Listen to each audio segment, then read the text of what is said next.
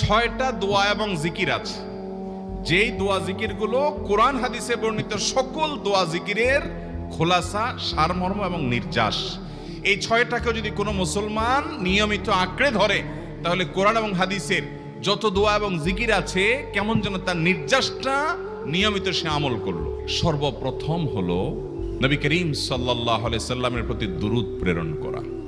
Number 2, ইস্তেগফার। ইস্তেগফার ইস্তেগফার এটাও বেশি বেশি করতে হবে।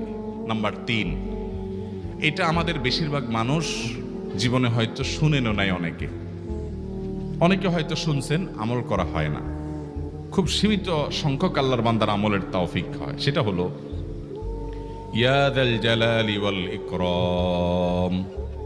এটা একটা জিকির, আল্লাহ তাআলাকে ডাকা, আহ্বান করা, এটাই জিকির। ইয়া যাল জালালি ওয়াল ইকরাম।